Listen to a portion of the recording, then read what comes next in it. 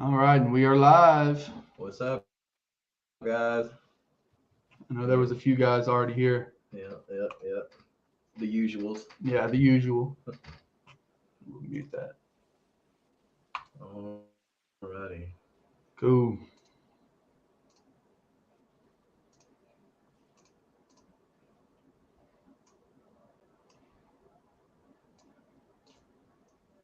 And then also at some point during the video, if you go grab all the sponsors for the club and put it down at the end. I don't think I have all of it there. Yeah. Well, I've got it all in the banners Okay. right here. Cool. So I can actually just show that. Perfect. How many people got in here? 3? So far, we got 3 people. Yeah. What's up, guys? What's up? There they are. Yeah, here we are. Sorry, guys. We were a little late to the party. Yeah. We were sitting around talking. We were trying to get everything sorted out and looked up, and it was 6:32. So thank you guys for being here. Yeah. All right.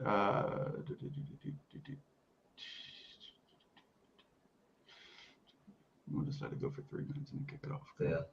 Yeah, this is why I normally get here at 5:30. We're going to do this same thing here.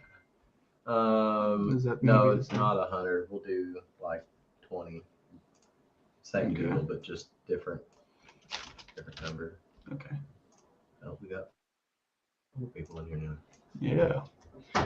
What's up? Jumped up to 6. We got some people showing up. Cool. Are y'all live on Facebook or YouTube? Who said that? One of our followers that just reached out to me the other day.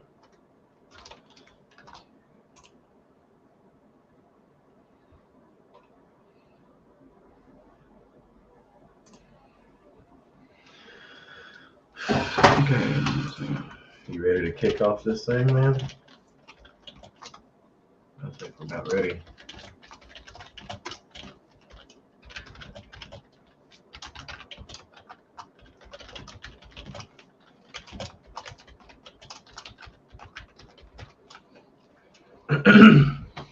Yep. You ready? Let's do it. All right, guys. Thanks for coming out and watching the live stream tonight. We got a real good one. This guy, absolutely obliterated the competition on an extremely tough day. So, yeah, we're gonna hop right into this. But first, I want to talk about the giveaway that is at the end of the live stream. We've got some good stuff that Mark and I have actually been smashing them on, and it's no surprise. I think this is actually something like Koby was catching them on, but we got you some plum and some June bug old monsters. We got you some bobber stops, some 5/0 jungle hooks, the owner jungle, so that way whenever you crack them as hard as you can, they ain't coming off. And then we got some 3/8 epic tungsten. So we got everything you need to catch them on some big worms. Yep. And if they don't like June bug or plum, then I ain't catching them. Yeah, again, guys, thank you all for tuning in. I know we had a few guys that were in here waiting for us. So big shout out to y'all, #1 fans for sure. We're going to be getting this thing kicked off. Yeah, like James was saying, this dude obliterated the competition, man. If you look at I don't know if any of you have gone and looked at the actual standings for that day, but it was quite a gap between first and second. So yeah. I know I'm ready to get into it. James has been looking forward to it all week. I know that. Yeah. And so we're going to go ahead and get it kicked off. So first of all, yeah, thank you for coming out, Koby. You know, this is our second co-angler that we've had on the channel, and it definitely is a unique perspective to get. I know there's a lot of guys out there that are wanting to get into tournament fishing, and the co-angler side of the board is a quick and easy, inexpensive way to kind of get your feet wet and see just what it is to this tournament fishing stuff. So we're looking forward to picking your brain for sure, man. So how you doing, man? How's your week been? This heat, but it's been going pretty good. Yeah. What kind of work do you do? Say it again. You cut out. Electrician. Okay. Yeah, that can get kind of hot. Yeah. Yeah. Hey, try to disconnect your. Let's go back to not using your headphones. Maybe that'll help because it's like it's delayed picking it up. Definitely want to make sure that we're catching everything that you've got for us tonight. What about that? Pun, Good? Pun intended. Yes, that sounds good. Good. Yeah. So have you know you've been working, but you've been able to get out and go fishing any since the tournament, or? I fished a few times. I fished actually when we were trying to schedule that Tuesday night tournament that night on the river. And then I went to Lake Nimrod with my buddy to practice for one of our little club tournaments this past Saturday, I'm pretty sure. Yeah. Pretty tough. It was tough. I think we caught 5 fish, and I had one that weighed just a little bit over 4 pounds, and that was everything else was just small. Yeah. I'm going in the morning with my 8-year-old, so it's we're gonna see how it goes. Yeah, that was the first time I ever fished that lake before. Like we're just going to practice for the club just to see what it's going to be like, and it was real shallow. You know what? Like everywhere was shallow. Oh yeah. Do y'all have like mapping, navionics, or anything like that? Yeah. You've got to have it out there. That's what I was going to say. And we've got it, and I actually blew my lower unit out on Lake Nimrod last winter. So I know all about that shallow water.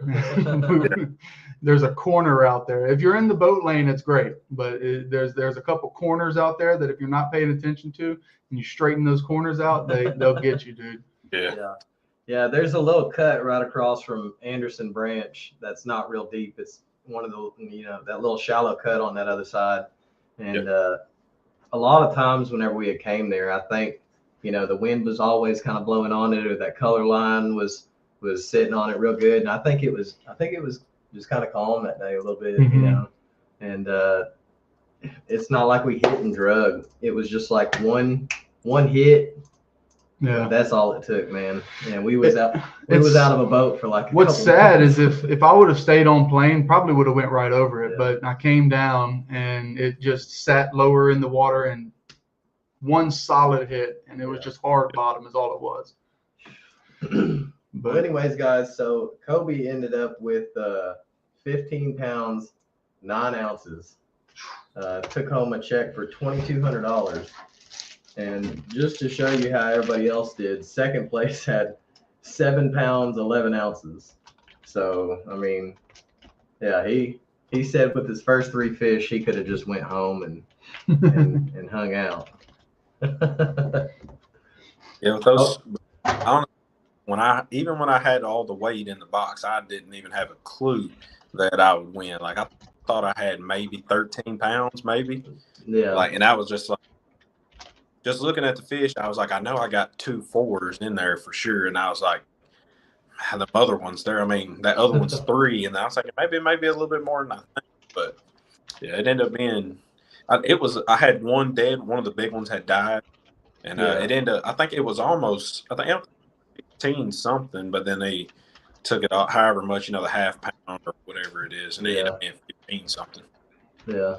So what, with that extra half pound, that would have put you right at or right under 16 pounds, huh? Yeah. 15, 14 or something like that. Mm-hmm. Wow. We've been close. Were we on the same lake that day? Honestly, when we started, it was like, I think I caught one on a frog, and it was like, it wasn't even a keeper. Like it was 12 inches. And like I caught that one probably like the 2 hours in. I was like, "Oh, it's gonna be a long day," because my boater, I think he caught 2 shorts as well, and then like the only bites we had for the first couple hours, and it was just, I was like, I knew it. Yeah. How'd your boater do? Was he watching you catch him all day, or was he tearing him up too? He weighed in 10 pounds. I think he got the last check. And for some reason, I guess we were throwing the exact same thing. I guess they just liked my worm just a little bit better. I mean, that's literally what just happened with us. Yeah, that is how it goes, especially on those river system lakes, it seems. I mean, we were throwing just about the same thing all day this past Saturday. And not tooting my own horn, but I was catching some fish. He was tearing them up. He had 3 to 5 bites to my 1. Yeah. Didn't land all of them, but Yeah. some of them I could tell were really tiny because then I'd fill it a third time and it'd be the same type of bite and it'd come back a little, 7-8 inch fish. Yeah, man, that's one of those things. It's how it goes. How it goes, man. You can be in the same boat, same gear, same bait, and it ain't your day, Yeah. Yeah, that's how last year, fishing the BFLs last year, I think I got like 5th in the points last year. And this year started, and it was just like the first 3 tournaments, I was like, oh, this year's rough. Like I was in 60th in the points, which I didn't really care about the points too much this year, but just still, it was like, and then end up winning. I literally had on Lake Hamilton was my worst. I feel like my worst BFL that I ever fished, and then go to Dardanelle and they end up being the best. So, so honestly, I've been a good year so far. Yeah, I mean, hey, anytime you win, I don't think you can call it a bad year. Yeah. So tell me, I know you said, we're not looking for waypoints or nothing like that, but I just want to go ahead and dive into whatever you're comfortable talking about the spot, like, type of area. How deep were y'all sitting? Okay, so the boat was sitting in about 18 foot, I'd per se. Like we were throwing up on about 9 to 10, really. And there was, I want to say there was one brush pile off to the side, but I don't think the fish were in it. There was a shell bed over to our right, just a little bit. And I think they were just really just pulling up on that shell bed, and they were just feeding. Because we would only catch them, like we would catch 1 or 2, and then 1 or 2, every 15 minutes. And like you would catch 2 in a row, and then they would quit. 2 or 3, and then they would quit. Because like I know I caught we fished it for probably 30 minutes, and then there's like this one pole that's sticking up out of the water, and I cast right up. My worm hit the pole, and as soon as it bounced off the pole, boom! That was the first one, 2-pounder. Yeah. And like it took a little bit, and then my boater, he caught one, so that we both had one, and then, like it took a while, and then we finally started catching them. But I mean, I think we caught them all in a 2-hour span. Wow. But they were just come up. I feel like come up and feed, go back down, or maybe they just only would feed at certain points. I'm not really sure, but I think they were just sitting right on the drop of the 18-9, and they would just come up, eat. I'm pretty sure that's what they. Right. So y'all just stayed in that one spot basically and just kind of kept working them?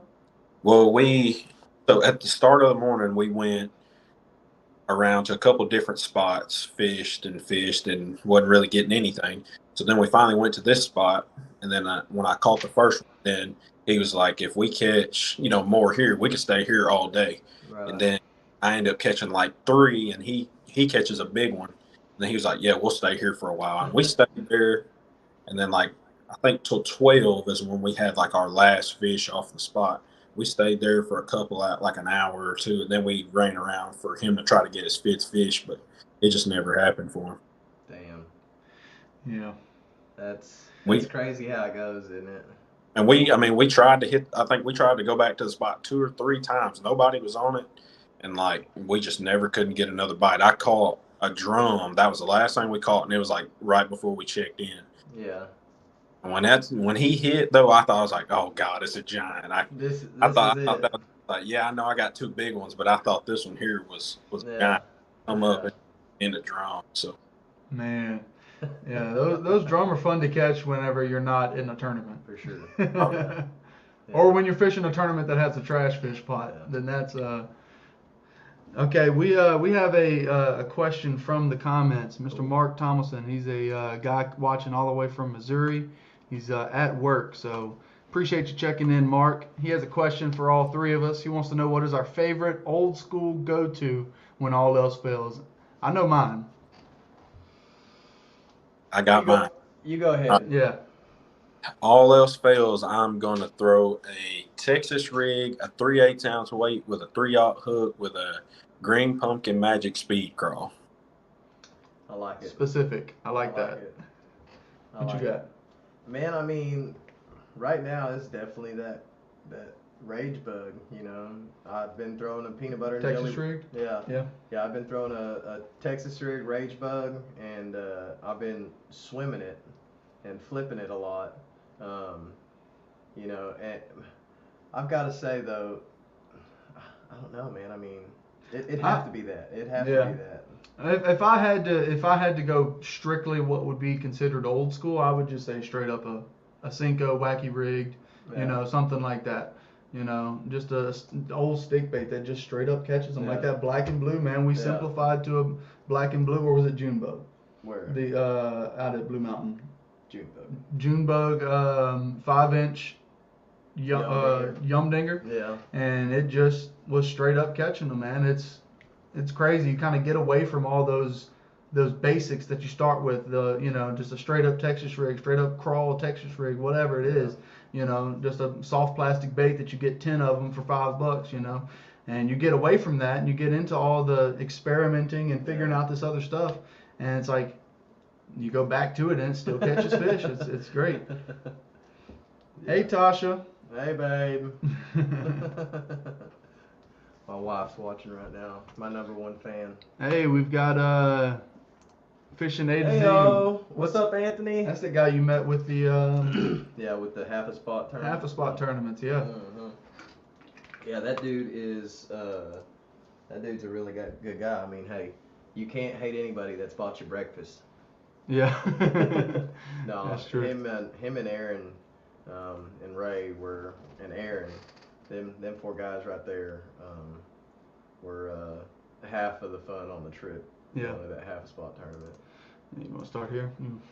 Yeah, sure. So how much do you feel like going out, and just making the jump to being a co-angler, how much do you feel like that actually helps as an angler, helps you progress? I've always thought this, like fishing with so many different guys, and like me, I've been lucky to get to fish with like some of the best from Arkansas. So like just getting in the back of their boat and pretty much, not going out trying to win, actually just going out there trying to learn, and just when you go out there and just watch them to see how they're throwing their baits, it's like so much help, because like when you get off the water and you go get your own boat and you try those same techniques, it helps you out so much. Like you learn so much from them, and then you going out there trying to perfect it and everything. Yeah. Like I feel like it helps you out a lot. Like if you're trying to get into tournament fishing, I think, and you don't have a boat, like that's the perfect way to just get in there and learn a bunch. Like, learning how to pull up on a spot, or learning where to cast, how to cast, what baits to throw at what time, and just everything, honestly. Yeah. Things that you can't learn outside of being in the boat with the guy. Right. Like things that he probably wouldn't even talk about if he was to tell you, tips and advice. Just things that he does, like like you said, pulling up on a spot, like, all of that. That's good stuff. You can tell somebody I do this and I do that, but until you actually see somebody sit there and, pull up, nose up in the wind, or however they're doing it, make that cast. I mean, it's just like I didn't feel like I was casting far enough with crankbaits, because it's been kind of like my arch nemesis for a while now, but I'm actually been doing a little bit of cranking, catching some here and there, but I always felt like I wasn't really casting far enough, and I went out with a couple of people cranking, and I went out with Blake, cranking with him out there on Dardanelle, and I just kind of saw that it's just a as far as you can get it out there, I don't know. To me, the whole crankbait thing, I think I want it to go down immediately and just be down there, just absolutely beating the crap out of everything. And you can't do that out there whenever you're trying to fish brush piles, and that's something that I learned too. But hard spots, you can sit there and grind them pretty good. Just stuff like that's been just real cool to learn here in just the past couple of weeks. Going out with Blake. I mean, heck, that's just practice, but it all started from, stemmed from the BFL stuff, The guy that I fished with, we went to a part of Dardanelle that I had never been to. We went up in Spadra, and man, I like the look of that place, man. you could just leave me up there, you know, Oh yeah. and I'd be all right, man. Them lily pads and a little bit of grass, you know, just nice shallow water, shallow brush piles and stuff. Um, I think if we would have ran past a couple of our hot spots, you know, we might have had a little bit better luck, but it was really seeming like we could kind of go here and then there and then there and then catch some, but you know, it never really panned out like that. But even on that one, you know, just watching how this guy was fishing his swim jig through the lily pads, you know, it was, and just how they were like blowing up on it. It's not something that I've just done a lot. I've fished a lot in willow reeds and buckbrush and everything else, you know, and I haven't fished around a lot of lily pads, you know, and just seeing how you got to let them suckers have it. It's half the time, you know. He said this is a heartbreaking game right here, doing this with the swim jigs, because I mean they'd come out and sling the swim jig like a foot in the air, you know, and the fish would be sitting there flopping on top of the lily pad, and he's just like, see, this is what I'm talking about. You're gonna miss a lot this way, you know. But, So do you fish out at Dardanelle a lot? Is that, or was this just for the tournament, or? We had a club tournament earlier in the year, but most of the time, like, it's honestly one of my favorite places to fish, but I don't really go up there much. I know a couple guys from there, but I don't. Other than the BFL, that's about it. Maybe a club tournament or two. That's Yeah. about it. I love it. Like when I said something about my dad winning the trophy, he got second in the super tournament a few years ago there as well too. And like we've always just kind of, I've always caught big ones every time we went and just fished and everything, but it just hadn't been as good as, you know, in the tournament or anything. But yeah, Mm-hmm. it's just I've been wanting to go back ever since the tournament. I've been wanting to go back just you know, see I bet. if fish maybe still be there, but yeah. Yeah. So was the spot that y'all went, was it kind of like a combined effort, or he knew the spot and you just went and fished it?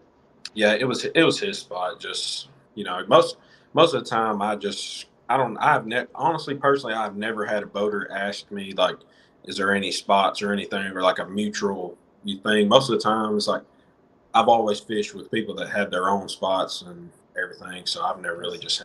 That's so funny.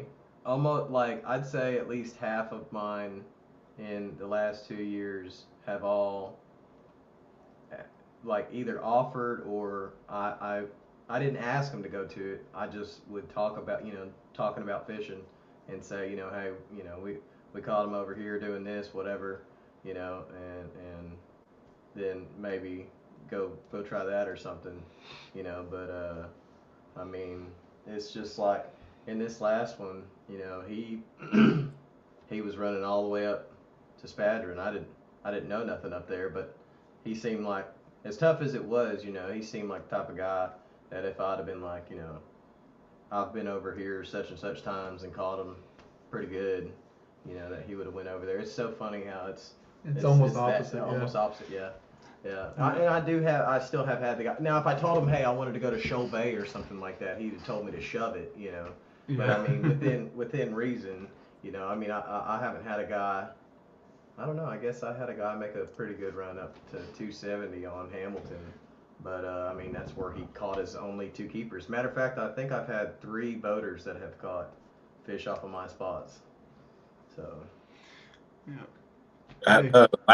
Last year, I had my best friend. He actually, like, he got a check actually. We were at Gris Ferry, and like after a spot that me and him went and practiced, and I know for sure him and his boater went there, and him and his boater both ended up filling their limit out on this one spot on Gris Ferry. So that's about the only time, you know, honestly, I really know of. So.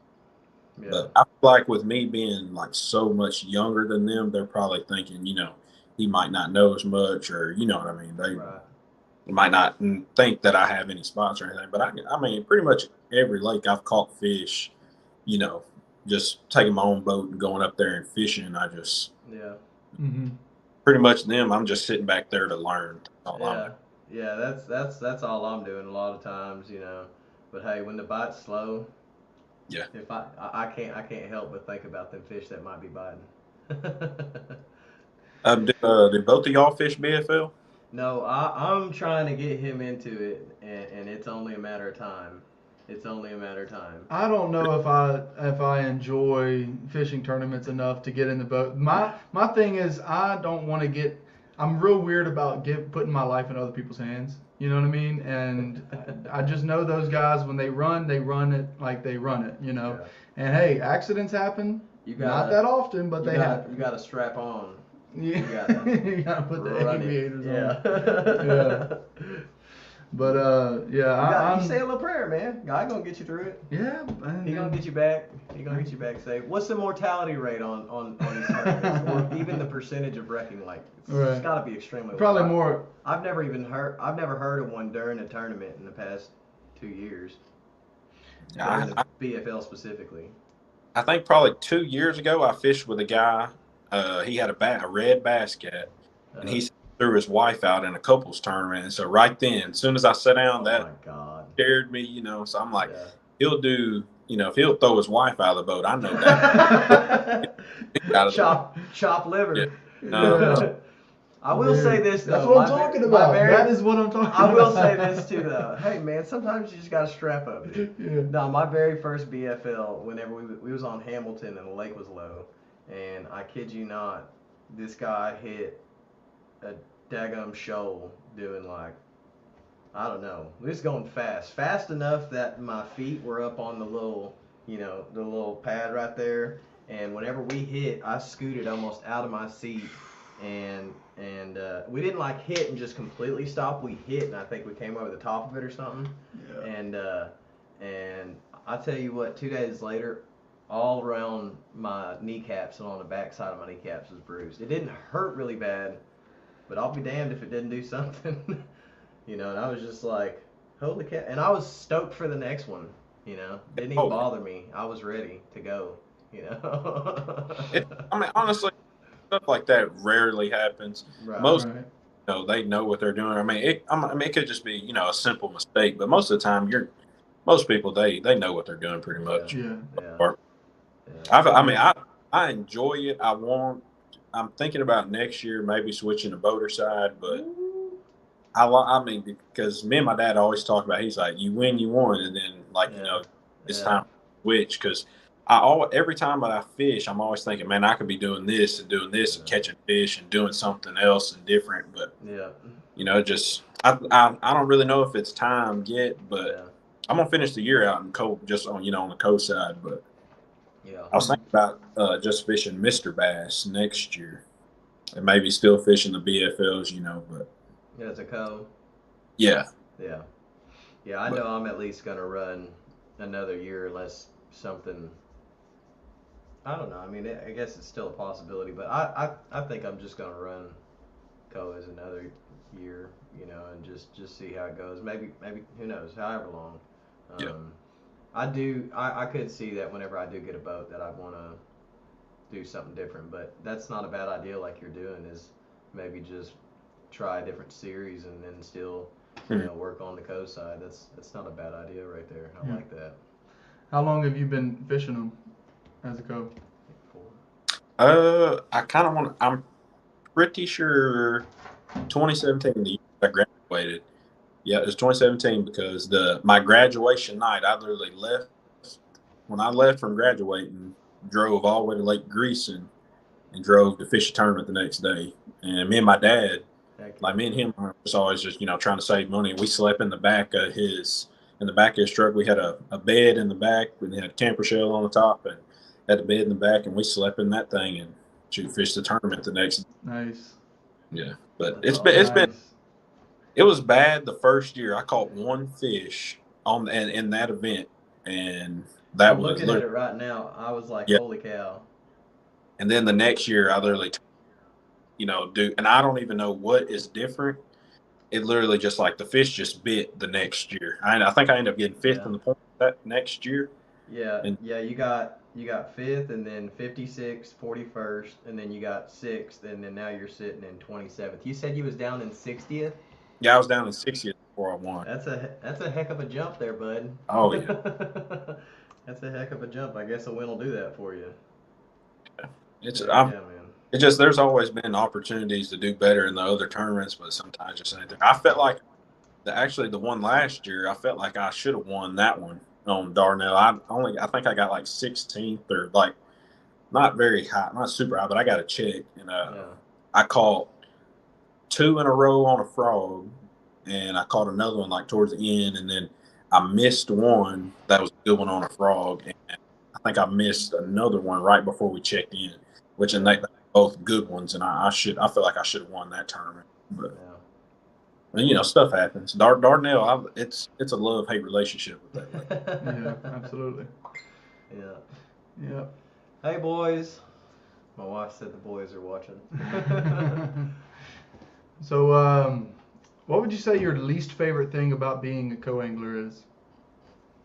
The least favorite thing, like what I said earlier, is when you're not catching anything and you feel like you could go somewhere else and do something else, and they're not willing to, you know, move around. They're just wanting to stay in one spot because they caught fish there. Or like I'm just feeling like, you know, you can feel like you can go and do something somewhere else and make something happen, and they're not willing to do so at all. Right. Yeah, it's probably tough to try to speak up, you know, because it's like you're on his boat, he's got more invested in it, this and that, but at the same time, it's like, where's the line between feeling like, dude, we could go both catch some fish, you know, but it's one of those deals, you know. Yeah. But for the most part, the guys, like, they're all good guys, like all of them, they're nice guys. But some guys are just out there.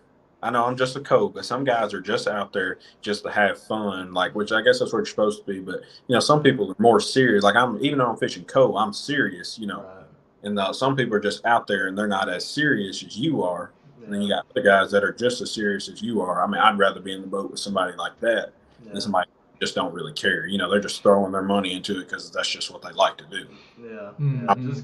Just going fishing with the boys. Yeah, that's not. I show up to one of these. That's not what I'm there for. I'm there to learn, and you can't really learn from somebody that's just, you know, like that. Right. Not do anything or not on purpose. Yeah, exactly. Yeah, you might accidentally learn something. But you'll learn. I mean, it's crazy what all you really will learn from somebody. I say that, but at the same time, man, I mean, think about the craziest little, you know, the guy that throws like one thing and he just catches them, and whenever it works, and whenever it don't, you know. Yeah. And he's just out there fishing, you know. Yeah, some days he'll whoop you, and some days he'll just come home having fun. You know who comes to mind when I think about that? Who? I think about Uncle George. Uncle George. Uncle George is gonna be throwing spinnerbait. He's gonna throw a chatterbait. It don't matter if that's what they're biting on. Yeah. They'll either bite it or they won't. I'm gonna make them bite it. He'll pull up and whoop your butt with it, or he'll give you one to go home with because I bought too many of them. I thought I was gonna wax them, but here you take this one home. One day we was just sitting there in the parking lot. Next thing you know, he was sitting there giving me baits that he caught him on that day. I was like, you know what? Yeah. You're all right, Uncle George. It's one of the guys we fish with in the club. Yeah. He's nobody. I clarified it earlier this year. He's nobody's relative in the club. He's just somebody called him Uncle George one day, and it's just been. We got to get Johnny and Uncle George and Nick and Curtis on here, and we need to get Johnny and Uncle George and all of them to talk about the story of. Yeah, I think we can have like 10 people in here at a time. You think? Or something. Yeah. On the stream. But I almost think it would be. It'd be tough fitting them in the room. I know, man, but I feel like that would be just the most authentic version of it. If having us all in the room? 6 of us sitting in one room, you know. No. He said no, we wouldn't need it. No, we wouldn't need too much. No, that's now we're getting carried away. I mean, we could just separate mics and get 2 cameras. Yeah. 3. There you go. Well, hey, sponsored by James Fence Installation and more. Soon as I buy it, we'll get right on. Look, we can make it happen. Yeah, you know? Yeah. But okay. So, anyways, back to it. Sorry, man. All right, man. So, give me 3 or 4 baits that you use to break down the water column whenever you're going out. Just any time of the year. Let's go for right now. Since right we're now, in the middle of summer. Pretty much the Texas rig worm, you know, 3/8 ounce weight with a 5/0 hook, 10-inch worm, plum or plum apple. Then I'm probably for sure gonna have a frog and a deep diving crankbait per se. Gotcha. It just depends on like what depth. I'll change it up to square bill or buzz bait instead of a frog. Just depending on what kind of cover and stuff. But mainly just a Texas rig worm, deep diving crankbait, and a frog. So it'll, I'm pretty much covered top, and I can, manipulate it. Yeah. You throw a swim jig any? Most of the time I'm gonna be throwing a frog if I can. I'll throw it just a little bit, but like it's just not really my thing. I'm more of I'm gonna throw a frog. Like 100% of the time when I go fishing, there's a frog tied on, and then if I catch them, some good ones. So Yeah. Heck yeah. Yeah, I actually got some. You ever seen a bucktail swim jig with an actual like weed guard and a big hook on it? Oh. Yeah, well, I had Natural State Fishing right there make me some. Them hair jigs? Yeah, them hair jigs. Yeah, I had to make me a hair jig swim jig with a brush guard on it. Yeah. So we gonna find out if they like it. Oh, they should eat it. Yeah. Yeah. Yes, sir. We got a question from the chat. Wants to know how big is that wall mount you got back there? It's one of my dad's old ones, but it just weighs 6 Hey. 6 pounds? Yeah, 6 pounds. Hey, I think the fish. one my dad has is like. Your dad's got one? Yeah, I think he's got one that's like right at 7 pounds. Yeah, my dad, he's got a 6, 8, and a 10 mounted. Yeah, those are some big ones. I hadn't anything big enough. My biggest one's like 7, almost 8 pounds, and I hadn't caught anything bigger than that. So I don't ever really care to get one mounted. But I got there's mounts all over the wall in the house. We got fish, bobcat, deer, ducks, everything. Yeah. Yeah. Heck yeah. That's awesome, man. We've got somebody that just checked in and said you've done pretty good in Arkansas high school tournaments your last year of high school, and they said, "Hey, son, name's Jennifer Gooden. Do you know her?" You know this person? Yeah, we had a little bit of success. I actually started the fishing team at my high school, Long High School, where I went to school. Really? That's awesome. Cameron, yeah, we started it, and I think we fished one on the river. And that was like, we just asked the principal, hey, can we use the school's name to fish? And I mean, I fished the river all the time, just all the time. And, we jumped in the little tournament and we ended up getting second, actually. And ever since then, and like school, they announced it over the intercom. Koby Gooden and Cameron Cole, they got second place. And then ever since then, people coming up to us and asking, how do you join the team? How do you join the team? And there's quite that tried to join it, but nobody had boats or anything, so it was kind of hard to, so for the most part, we just use the school name and fish tournaments and stuff. Yeah. Nice. Heck yeah, man. So is it still going today? Are they still? They still have a team there? Yeah, I'm pretty sure they still fish. I think they fished the Arkansas High School Bassers is the name of it. I'm pretty sure that's what we fished, but I'm pretty sure they still fish just a little bit. Nice. Heck yeah, man. That's awesome. That's good. That's legacy right there. Yes, sir. That's what we used to talk about in school. I was a band kid. I was on drumline, and that was our thing was just doing something that like the future generations do. Whether it was some sort of tradition, or in your case, starting a whole like team, basically bringing a new sport to the school, leaving that legacy for the future generation. That's good stuff, man. I'm getting antsy over here thinking about going fishing on Nimrod tomorrow with my son. I hope he catches a giant fish, man. I hope he catches a giant fish and he's just addicted for life. I hope so. I hope so. Yeah. Y'all should catch some. It's gonna be hot, but y'all ought to catch some. Yeah, I mean, it actually just rained out there, so... I mean, if it came up onto the bushes a little, I mean, that'll be all right. But we'll see. I've got a bunch of different places. I'm just going out there on my flat bottom with a trolling motor. Yeah. But I've got luckily it's got a bunch of different ramps out there, so I can backwater. Yeah, run around that way. That's actually how I'm going to fish the next Aluminum Outlaw tournament is with my dad out of my little 1648, and I got a 70-pound edge strapped to the front of it, and that's it. We're gonna ride. When I was bare bones. My first boat was actually a 1648 well built. I bought it I guess I was a 10th in 10th grade, had a 25 Evinrude on the back, and me and my buddy Dylan, when I tell you we won so much money just fishing Lake Conway, just fishing a bunch of places out of that little boat, like having the ice chest, scooping the water up, having the aerators running all day long. It was a chore, but that little boat right there, we won a bunch of money. And I just sold it actually this past year. Kind of teared up, pulled off, but one of my buddies. One of your buddies, what? One of my buddies ended up buying it from me, so it's not like it ain't too far if I just need to go. Reminisce. Let's go rub it a little bit. Yeah. Did it move pretty good with that 25 on it? So when I first bought it, had a 25 Evan, a 77 model, and when I say you pull that sucker and it fire right up, like you just barely pull it, it fire right up, and then I was actually scouting for some ducks at Dagmar, and I ended up hitting something, and it just messed the motor up. And then I took it somewhere to get it fixed, and they were like, "Man, it's honestly for it being a 77 model, it's going to cost way more to get it fixed. You might as well just buy another one." So then I ended up going to Sunrise Marine, and I ended up buying a Nissan 25 and just a 4-stroke, and ended up putting it on there, and it would run like 28, I would say, not real fast, but it was a big wide, but like the boat not real fast. That's quick, dude. That's how mine's got a 50 on it. I've got a 17-foot bass tracker, and it runs 30 on a good day. Yeah.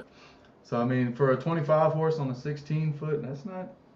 And they got the problem is like you said, you were using your boat for scouting, and you went out and messed something up. That's what a lot of these motors that are for sale on Marketplace, the skegs broke off of them. You can tell they've been on the back of a duck boat, used and abused, and it's like it's tough to find you one that's not gonna have to just start putting money into. So that Honda or the Nissan you got, was it a used one or was it brand new from them? No, it was used. It was used. I had a little bit of cash saved up, and I went like just looking for a motor, and they had one they had this little used rack and over there, and they had one, and I was looking for a short shaft. I needed a short shaft, but they ended up putting like a jack plate on it and jacking the motor way up for me and putting it on. Ended up being a long shaft, but I mean it's the best motor, like reliable. You hit the button, start right up. Never had a problem out of it. Best motor ever. Yeah. But yeah. Mark Tomlinson said, "Will the helicopter lure ever make a comeback?" I don't know about that, buddy. I can't even imagine what the helicopter lure looks like. You ain't never seen it? It used to be on TV back in the day, along with like the banjo minnow. I think Bill Dance used to sell it or something. I think Bill Dance made it. You know what I've seen today? I've seen a Bill Dance lure retrieval system that I'm gonna go back and buy. Do you just fall in the water and get it yourself? Yeah, that's the thing. You just helicopter lure. Hold on. Is it like this one? No. Go to that one right there. Oh, Roland Martin. That's Roland Martin. That's it. Yeah. Sorry. Wow. Sorry, Roland. Wow. That's different. It looks. I don't think I'd ever throw it. Oh man. Are you still with us, Koby? Yes, sir. Yes. Sir. Okay, we got off the stream just for a second. Googling and everything else. Yeah. I just got to show. Do you know what a helicopter lure is? I've never seen one. Never heard. Oh man, perfect. You this is great. We have to do this now. Dude, is the AC on, bro? Go turn it on. Oh my goodness. You act like it ain't daggum near July, son. Look, I'm a victim here. There's so many other people that are in this office that adjust the air. It's like a 81 degrees, bro. Turn it down. Turn that baby down. It said 81. Turn that baby down. It said 81. Yeah, I know y'all are in there sweating. I just turned the dial down, right? Yeah. Did you see where it would click on? What'd you put it to? Do I need to put it past that line? Yeah. Okay. Yeah, it gets hot up in here. Usually when I'm here all day, but the problem is I left for like 3 hours and came back. So I think at a certain time, probably about 5 o'clock, the thermostat automatically goes to like 85 degrees and will not kick on all night. And then it turns on in the morning. it's supposed to be more efficient, but I'm like, if it's 90 degrees in the office when you get here, how is that more efficient to fight all day and then you get it to 70 and then it's just it kicks off and goes back to 85? How does that make any sense, man? I am losing weight sitting here. Okay, it is too much, man. I need to speak to management. Yeah, I need to speak to somebody. Old Thomas Joyner joined. No pun intended. Yeah, Thomas, man, dude, that guy right there catches some steelhead, bro. Yeah. He's gotten me wanting to catch some steelhead.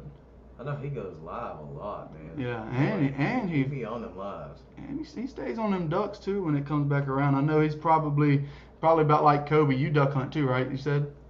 Just a little bit. I've been more or less just trying to deer hunt. I killed one pretty good buck now. Yeah. Ever since I just been trying to be on deer really, but I'll duck hunt a little bit. Yeah. Yeah, I like to duck hunt out there at Nimrod, and just because it's the closest one to me, not because it's got the best hunting, you know. I mean, but I go out there most days that I go, I'll kill my limit of wood ducks, you know. And like I said, it's close enough to where I don't have to camp overnight. I can if I want, but you know, I can just drive there in the morning and kill my few and be done. My best morning, I was done by 7:30. Had my limit of woodies, and I was just waiting. And they had a late group that flew in. Ooh, yeah, and I killed a banded bird out there, a banded wood duck. And it was like my third or fourth. Yeah, duck season can't come soon enough. Yeah, it was like my third or fourth duck of the year, and it was a banded wood duck. And I actually killed my first green-winged teal that day too. Yeah. So ain't coming off them waypoints neither. Ain't coming off the waypoints. No. But yeah, it's a good little spot, you know, as long as it's not overcrowded. That's what I try to stay away from is the crowds, because I'm mostly walk in unless I've got a couple of river spots I might boat to and then walk in a little bit, but for the most part I park and walk. Yeah. But give me like 3 of your favorite setups, man. Rod, reel, line, what bait you like throwing on it. Okay, so we'll start with the frog. So the frog, hands down, if I'm gonna throw something right now, that's gonna be the frog. It's gonna be a Booyah pad crasher in the cricket color. That's the only color I throw. 65-pound braid, you know, just a loose 7-to-1, and then just a Falcon heavy action rod.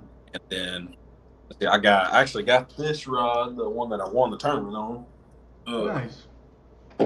And still got a bait and everything on it, but this right here is a 7-foot Falcon medium heavy with 20-pound Seagar line, and it's just a 3/8 ounce lead weight with right now I got a 3/0 hook, I'm sorry, and just a 10-inch plum worm. And then if I'm throwing just a crankbait, for instance, I got a St. Croix Mojo Bass and a glass rod, and I'll throw 12-pound monofilament on it with just a 6/8-to-1 luge reel, pretty much.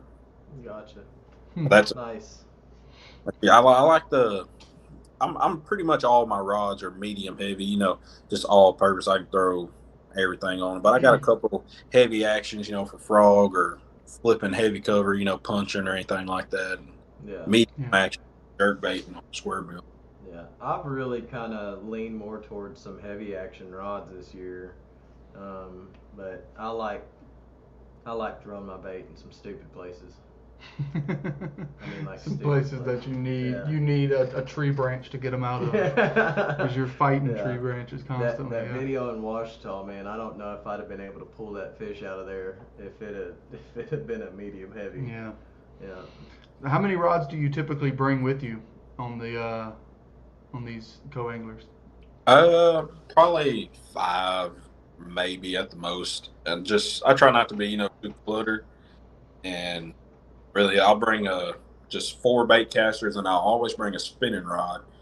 And I've come to find out this year, though, you toss that shaky head around, and you'll catch some fish. Like I think on DeGray, actually, I only had 1 fish, and I was like, I'm going to just throw this shaky head, you know, around the rest of the day. I ended up catching 2, and I got broke off on a big one in a tree.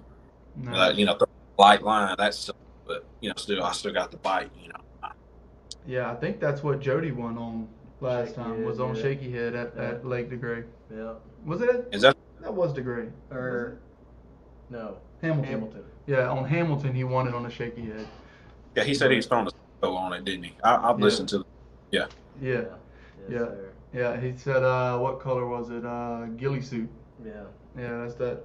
It's kind of green, kind of tan with some blue flake in it, and it's one of those sneaky colors that it's not the June bug, it's not red bug, it's not cranberry, it's not these in your face colors. It's real subtle. It's not green pumpkin like everybody's go to. It's just a little bit different. It's got that blue in it. And I've caught a ton of fish on. I don't know why I haven't thrown it. It's like I was saying earlier. Going back to the old school, like that ghillie suit yum dinger got me out of a no fish catching slump that is unparalleled to today. Like it caught me fish when nothing else would, and I just don't know why. I've got them in the boat. I just don't hardly throw them.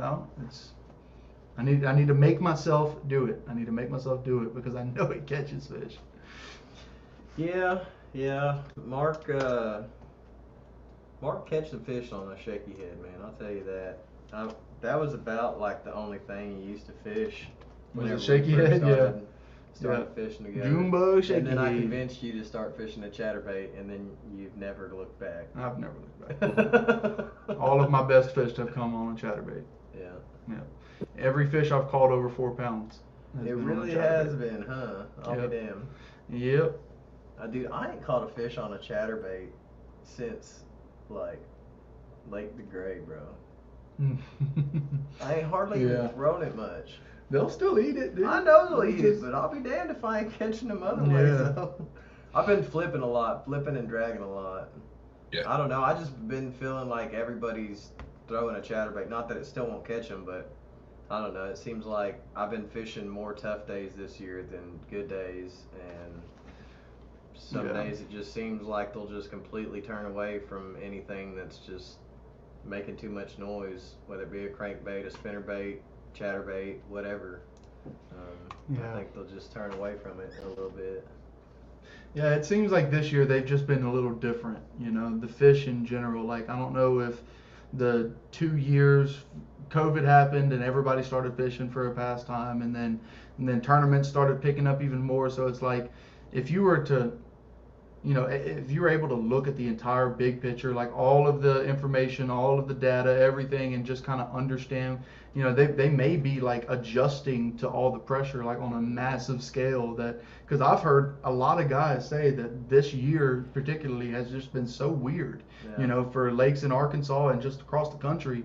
Has just been fishing, kind of weird, and it might be just a response, instinct like changed. The next generation of bass is just that much smarter, Well, and it's just like how you said that they were sitting on that hard spot instead of that brush pile. They very may as well been sitting there because they had been beat up in that brush pile so much that they felt safe sitting on that shell bed.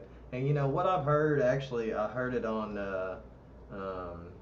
Fish the Moment, where he talked about what I think might have been happening in y'all's scenario is, whenever them shad kind of make their path back around into where they're wanting to feed on, and then they'll come up feed, and that's whenever you catch them, and then them shad leave. You've got the fish and you've got the spot, but until that bait kind of rolls back around, and stuff like that, we hadn't been able to see until all this forward-facing sonar. And now everybody has it on their boat, which I don't mind. As soon as I can, you can bet your bottom dollar I'm gonna have it on my boat. I'm gonna put as many big screens as I can on there. But you're probably still gonna find me just as many days, just with them off. Just fishing the way I like to fish too. But I think at that spot there was, when I say a bunch of shad around. Like just behind the back, like behind the boat, they'll come right up to the side of the boat. I mean, they never went exactly where we caught the fish from. So, like, I mean, you would never see them like, kind of they're off or nothing. But there was like 4 or 5 big, but like bigger than the boat, balls of shit. Yeah. Wow. And like you never seen any like fish come bust or anything. There was a guy that actually come fishing pretty close to us, but he was fishing the backside, like behind us. And like he caught one on a deep dive crankbait, then he left. It was a small one. That's about the only thing I seen come, anywhere close to them shad. Interesting. That's just crazy. Man, the one thing the only true thing in bass fishing is there are no truths. So yeah, everything is a mystery, and that's I think the cool thing about it too is that's why it feels so good when you win or when you do well, because it's like I got them little dudes today, man. They've been getting me every other day. Yeah, because they're so smart. They're and not only smart, but their instincts are so like, and they've got an advantage over you because. I mean, they can see us and sense us a lot easier than we see and sense them. Yeah, we can't tell that there's a fish around our bait. You know what I mean? But he'll look at it 3 or 4 times. Yeah. So I noticed your setup earlier. You said you were throwing a lead weight. Was there any reason for that? You just like the bigger presentation on it? A lot of people ask me, why do I throw a lead weight? One, a tungsten weight, tungsten's a lot harder. It's going to get hung up in the rock a lot easier. The lead's just much softer. And I mean, honestly, you can feel a lot better with the tungsten, but like fishing co-angler, I don't like to get hung up as much. I try to, so the boater don't have to go back and get it. But like the lead weight, like I've always, just being younger, I've never threw tungsten, honestly, that much. Like when I was in high school, I used to buy a bunch of baits and everything, and I used to use tungsten. And I was like, there ain't really no point throwing tungsten for me. Honestly, I'll just throw these lead weights. I'm going to lose just as many. I'd rather lose a 99-cent lead weight than a $5 tungsten weight. So, I mean, and I don't know. It's just, I just like the lead. Whatever works, man. It works, obviously. It looks good on that big worm. It looks really nice. A nice little cap on it. Yeah. And I noticed that it was unpegged also. Oh, so you just run it free. Yeah, I used to actually during the tournament I was pegging the weight, and then I kind of like got away from it, so it just don't get hung up as much really. When I fish, say if you fish a brush pile or something, I feel like it getting pegged, it might, get hung up a little bit, but it's just something I've been trying. Most of the time I peg it. Yeah. Oh, okay. Yeah, because that was one thing that was different between us this past weekend was I was throwing mine without a peg, and that was kind of on purpose and kind of just because I didn't have any until we got back together and he had like a surplus. So we and actually he only had a few that day, but we ended up not needing all of them. But anyways, so I was throwing unpegged and he was throwing pegged, and it was one of those things where it's like, how do we know for sure if that's making a difference other than just, because I mean, we're not throwing in exactly the same spots, but pretty much, fishing the same general area, and there was very little differences, and that was one of them. I feel like you were, dude, how we were saying we feel like the fish have changed and moved around a little bit. I was casting in all the places that were your usual suspects, and he was casting kind of more just outside of that, or just like if we were kind of tucked up against the edge of the river, he'd just cast like down the side of it, in 6 to 8 foot, because there's just so much friggin' brush in there. Why not? And that's how he caught a few of them that way, throwing out beside or out in front of the brush pile instead of just throwing in it, And thank God he was. It put the better one of the day came like that, and I don't like to. I mean, I accidentally overthrow him a lot, on accident. We'll overcast him, but usually I've gotten to the point where now it's kind of like. Most of the way through his retrieve, he's on to the next, and we can just kind of like, a little bit. But on this one particular one where I was casting down the bank of the river, we were kind of repositioning the boat, and it was one of those like split second, like if I cast right now, I can make this long cast and hit like those 2 or 3 little brush piles or whatever, and I just cast it as long as I could to the shade line that was over there. Let it sink and was kind of dragging it by. At the same time, the boat's like, he's getting positioned to where we can work down this bank. And boom, it was actually like 8 or 9 seconds after he fired me. That was the video, the little clip that I posted up. And it said 10 seconds after getting fired, and hooked into that fish. Like I tried to count it. I think it was like 8 to like almost exactly 10 seconds.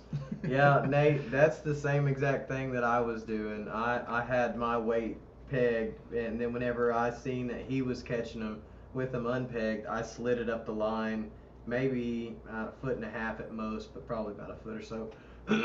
And I mean, that really could have maybe even made a difference if you're sitting there dragging over say a couple of foot brush pile, which is very common, you know, and your weight actually travels all the way down in there, and then, you know, you got all that, but if your weight gets stopped after about a foot, it's then gonna pull the worm behind it. So might have made a real big difference that day.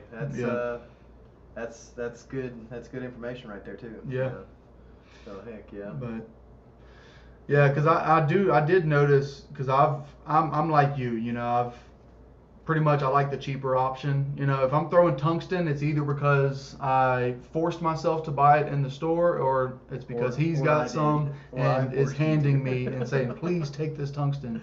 But I throw lead weight, and that's one thing that's, I mean, it's obvious. Lead is a lot more, I guess, malleable is the word. Like it takes a lot of impact, but it also, I could see how it would be a benefit if you could reshape that weight just a little bit to pull it out from that rock. You know, that can make a difference between that hard tungsten just staying where it's at. You know, you could probably even shave a little bit off if you pull it hard enough on that lead weight. You know, because that's why they always come back looking so. They come back. Yeah, after a while you have to change them because they're beat up. You know, especially if you're fishing rocks or anything like that. All right, we've kind of gotten away. We're moving. We're past the 1 hour mark. Sorry hopefully we're not keeping you too late here tonight, Koby. But we're getting close to the end of the questions that we have. We're having a good time. Oh yeah. Yeah. We have a note in here for small talk if we want, and we have wanted. Yeah. Let's see. I think we're just going to skip over that right there. We've got another comment section question if you want to do that one. A double question for all three of you. In your opinion, what is the most overrated lure and what is the most underrated lure? Overrated lure, I don't know, man. I mean, a lot of baits that are crazy still catch them.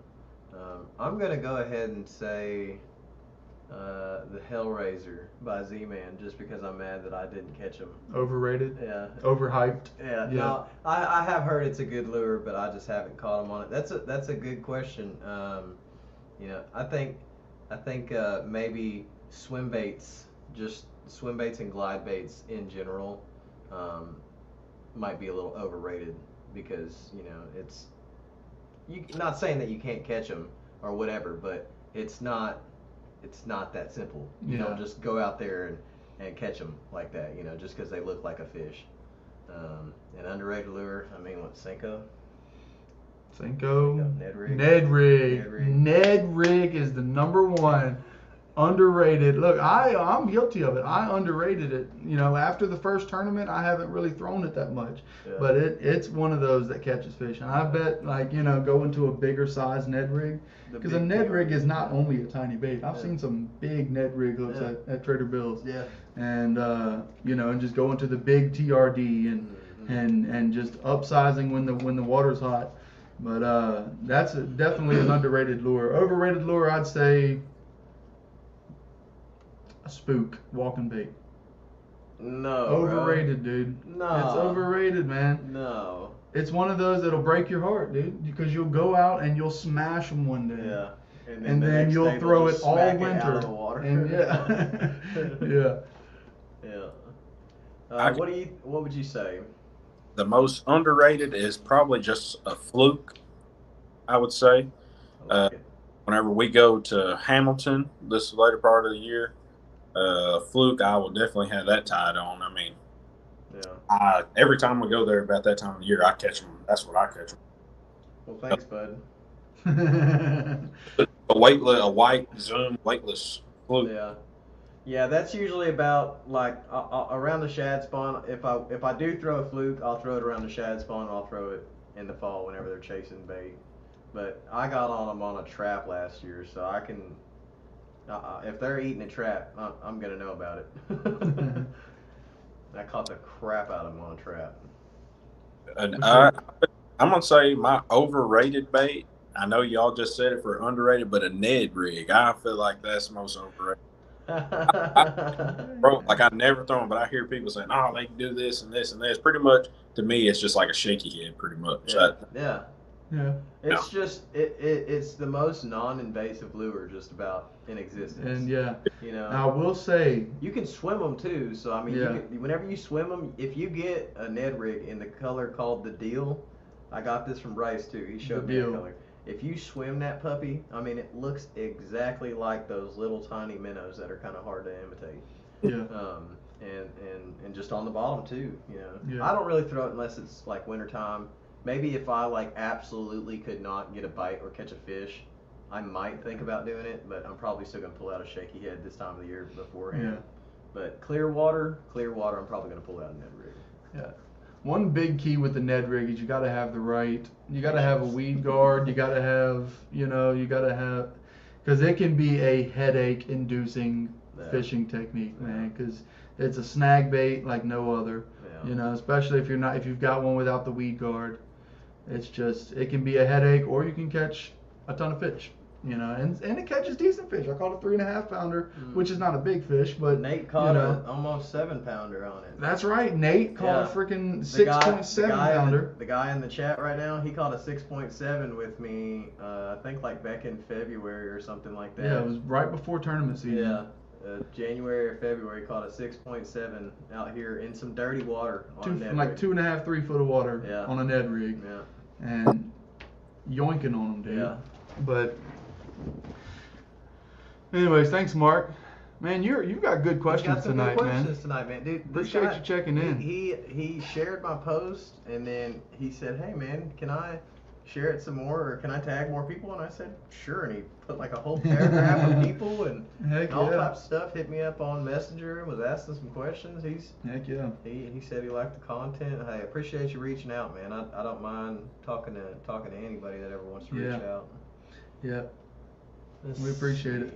That's one of the best things about this whole thing is the people that we meet and interact with. I mean, just like fishing in general, some of your best friends end up being people that you fished with.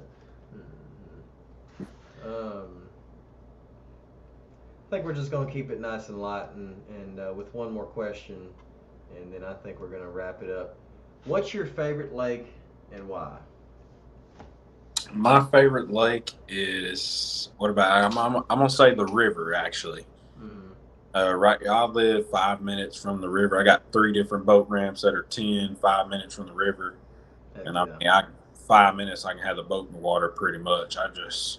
That's my favorite place to fish. I don't know, it's tough right now, real tough. But I mean, I grew up fishing there. Are you talking about on Dardanelle or another pool on the river? No, sir. Right here in Little Rock, like Little Rock Pool and stuff like that. Gotcha. Well, heck yeah, man. We fished Pine Bluff Pool. That was Tar Camp, wasn't it? Yeah, Tar Camp. Yeah, we fished Tar Camp, and then we're fishing the one. Pool 9 the is pool what it is down this year. From. Yeah, one down from Dardanelle. Yeah. You ever fished that before? No, sir. We got a club tournament coming up there actually this year. Cool. Really? Yeah. When? I think it's July, I think, actually. Okay. Next. Yeah, ours is August 19th, I something think. like that. Yeah. So. Yeah. So your favorite lake is the river. Yeah. Do you ever lock up and down, or you fish that one pool at Little Rock? When they had the BFL here, that one time when I fished with somebody else, they locked through up to the Maumelle pool, but typically I just stay right here close. Just right About around. as good as any, huh? How's it set up? Does it have like any just a bunch of shoals and stuff like that, or has it got pockets? A bunch of jetties and everything, and like backwaters. Got a lot of grass around. Throwing a frog up around that grass. Nice. I mean, that's really it, just jetties and grass, really. Yeah. And old sunken barges and stuff like that. There you go. Yeah, we actually fished. We had a club tournament there not too long ago. Me and my buddy got third in it, and we pulled up in one creek that we always fish in. We always catch them out there. Water was muddy, and so we turned back around, left out there, went back on the main lake, and there's a little it's got 2 humps. Creek channel runs kind of like right through the middle of it, and there's 2 shallow humps on each side. And we caught a couple decent ones off it on 10-inch worm. Actually, it was the weekend before Dardanelle, and I caught on that 10-inch plum worm too. Nice. They come up school and we caught some on a jerk bait, spook actually, jig, just a variety of things. But heck yeah, man. That 10-inch. Yeah, heck yeah, man. Sauce, man. We really like the river, man. We got second place at Tar Camp last year, and it absolutely sucked. And it was the first time we'd ever fished it. Did we get to practice? Yeah, we got to practice. Mm-hmm. We got to practice, but that sucked too. We It had sucked. one spot, and then we caught some off that random little patch of shade down off in that little pocket from there. But I mean, we ain't hardly met a river we ain't like. I mean, it's. Yeah, that's where we went this past weekend. Was We up drove in the river. We drove 20 minutes to the other side of the lake and sat in that river until it was literally time to go. Yep.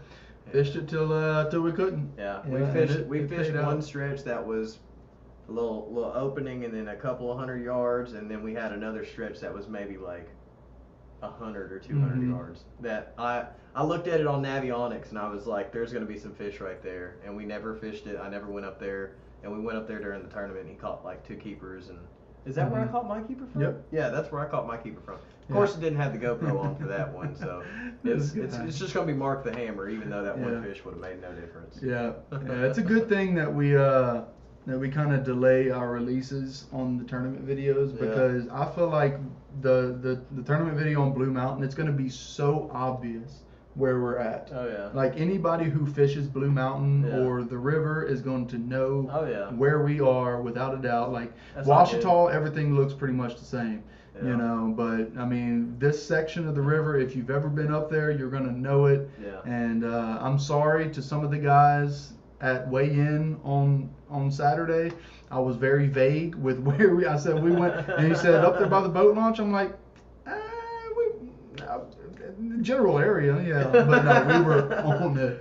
We So were on yeah, it. We were fishing like there's one. we're gonna have to find a new spot for next year. Hey, no, we just gonna have to get a bigger motor. Yeah, We're just gonna have beat 'em get to there the first, holes, yeah. Yeah, no, we sat out in the middle of the river, and we was sitting there casting up. It was just this little super shallow backwater. I mean, so shallow that whenever a 19-foot boat come through there with like a 200, you could see it kicking up mud every single time, all the way to the ramp. Yeah. Around on the inside. We just sat out there, and I mean, we would literally fan cast across, I don't know, a 40-yard Yeah. area, maybe 50-yard, just across the mouth of this, and there was some brush here and there, and there was a drop on it. And I mean, we just sit there and Kind of drag. similar to the Dardanelle setup, Yeah. kind of like what you're saying. The boat was in about 18 we foot, was in like 16. 14. We was in like. You were in the front of the boat was shallower than the back. I mean, it was with swing. 14 to You 16, swing, and whatever. it's that Yeah. river channel is only so wide. So Yeah. I mean, Yeah, but it was it's a small, thin river up there. but yeah, casting up shallower. Kind of on that drop off, they'd hit it, and then they'd hit it further out on the color line. And, Well, and then sometimes, bro, I mean, I bombed a couple casts way up there as far as I could, and I caught a couple of them up there in the dirt, Yeah. Well, I All think right, man. think that's it. I really appreciate you coming out tonight, man. Hey, I knew it was going to be a good one whenever I talked to you there at the BFL. Unfortunately, we're not cool enough for the boater guys. The boater so I guess, side, I yeah. guess we're not going to be doing the boater side on this one. Yeah. I got my first rejection and my heart broke. So, Yeah. So thank you for getting on. Yeah, And we by the really way, appreciate it. you weren't a backup. We were planning on doing hell no. both. No, but we're doing co-angler We're Yeah. doing co-angler and boater as long as people will come on here and talk. Yeah. I can't offer nobody. I don't really got nothing to offer nobody. It's just purely off of interest. Yeah. Oh, and guys, we're done with the questions, but y'all don't run away. We're about to do the giveaway. Okay? Yeah, everybody hang tight. We're fixing to hop Fixing to into do it. the giveaway. Koby, I guess if you wanted to get in on it, man, you can. If you wanted to, I mean, yeah, get sure. in You on know it. what? Hey, that's I not mean- a bad idea to give him a shot to I win, mean, too. dude. After all he's Yeah. given us tonight, Yeah. I mean, the least we You can do wanna- is give him you a wanna chance. jump in and give it a shot? I'll jump. Yeah. It's just a numbers game. Yeah. So here, why don't we do? All right, everybody get ready. Koby, you get ready. How do you Get wanna do ready it? to type. We're gonna do it the same way. Guess a number. Yeah, we're gonna do a guess a number in between. 1 to. Let's do 1 and 25. 25. By the way, Koby, can you see the chat? Can you put input into the chat? Everybody hold off too for right now. No, not until we say. Nothing's gonna be counted until we say. And you have one number per enter, but I you can can guess you can guess as many times as you want. So we can Am do I 1 to still there? 25. Yeah, you're still here. We got Okay, yeah, I can comment on there. Cool. All right. Cool. Alrighty, guys. All right, here we go. I'm gonna put the rules up. Yep. It's very simple. From now until what time? 7:50. 7:50. All right. Go- Guess a go number in crazy. the comments. 1 to 25. You can guess as many times as you want. We're gonna pick whoever puts the winning number first. They're gonna be the winner. So if you end up putting the winning number, but you're after the other guy, sorry. But that's just the way it plays out. And remember, guys, tonight's giveaway is 2 packs of Zoom Old Monsters. One is in the plum color and one's in the June bug. We've also got a set of 5/0 Jungle Wide Gap owner hooks. These are the sauce. $7 pack of hooks. These are not for your kids. Definitely a specialty type of hook there. And we've also got these 3/8 tungsten. Another $8, man. Come on, we are giving away not only our hard-earned bread, but we're giving away the juice, man. This is literally what we're catching them on. June bug, Old Monster, and the plum, Old Monster, and some peg stoppers. I mean, we've got probably $20 to $30 worth of goodies we're giving away tonight, guys. So y'all definitely get in the chat. We've got 1 minute, one more minute until the giveaway is over. Whoever guesses the winning number correctly is gonna win it tonight. Winner, chicken dinner. Let's see who's gonna get it. I hope James has the winning number figured out. Oh yeah, I literally just thought of it on the way in here. Oh, you did? 1 to 25. 1 to 25, and let's see. We'll give it another minute. What did you say? It's already been Yes. All right. And looking at it, we're going to go ahead and call it. Want to give a shout out to Mark Tomlinson, the winner of tonight's giveaway. The winning number was 17. Good job. So thank Mark. you to everyone who participated in that. He was the first one. The first comment. Literally the first comment. As soon as I said go, he was in there with the number 17. That was his first comment. So good job, Mr. Mark Tomlinson. We'll reach out to you on Instagram and get details sorted out to where we need to send that.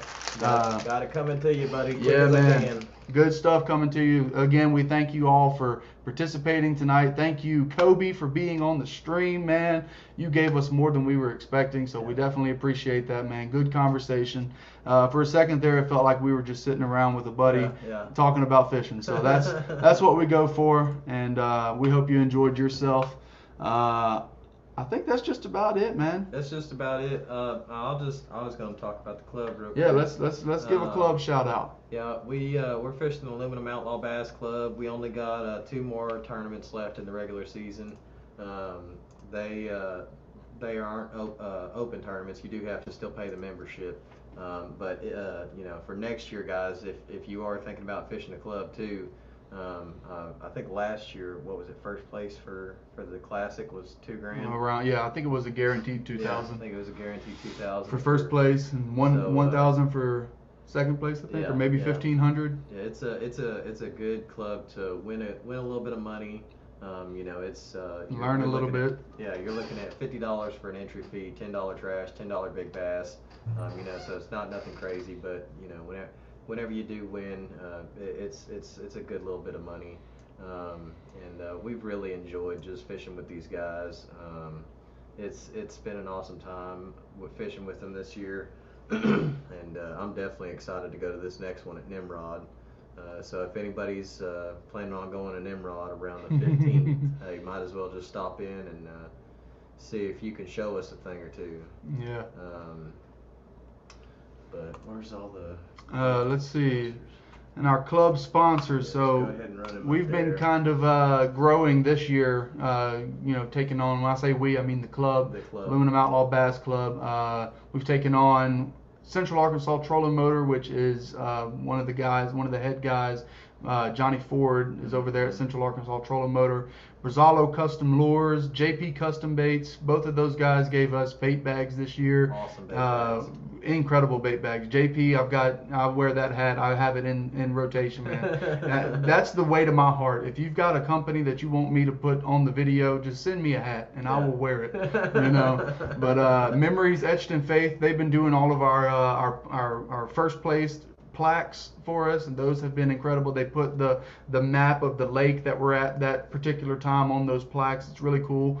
Going to really try to get our hands on one of those this year. SRI Outdoors, that's Scott Smith, another guy who sent us home with some bait this year at Conway, and Yale County Outdoor Supply, and not to be mistaken for the least, but it is the last, certainly not the least, but Stick 5 Rods. Shout out to those guys. Great company, great group of guys. Seem like just some good old boys who just want to make good rods for, the little man, or maybe not the little man, but the medium-sized man who wants to get into some serious rods without having to spend $1,000 or more on some custom tailored, specific rod. These things are built to last. He actually snapped one, and within a week they had him a brand new one. 2 days. Yeah, 2 days. 2 days. So I mean, you can't beat the warranty on them. So shout out to all of those guys. Yeah, they're definitely about quality. No corners cut. Everything's made in America. Or put together here in Harrison. Yep. And it is actually Harrison. Last time I Harrison? Yeah, it is actually Harrison. That's what it says on our website. Oh, okay. But anyways, guys, thanks everybody for watching. We really appreciate it. Koby, again, we can't thank you enough for coming out, man. We've had a good time. Hopefully you enjoyed some of your time on here. And hey, I'll see you out there on the field, man. Good luck at Hamilton. Yes, sir. Y'all too. I appreciate y'all having me on. It was a good time. Awesome, man. Glad you enjoyed it. Hey, before you leave, you got anybody you want to give a shout out to? You got any sponsors? I don't know if we even talked about that. I don't have any sponsors, but I can give a shout out to my girlfriend and my mom, especially my mom, for commenting on here, and everybody just that I fish with, honestly. That's awesome, man. That's that was pretty cool to see your mom jump in. Yeah. And all right, man. Thanks again, and you have a good rest of your day, and we'll talk soon, man. Later, Appreciate it. Appreciate you. Yes, you too. Good night. Bye. All right, and everybody on the stream, thank you guys for checking in.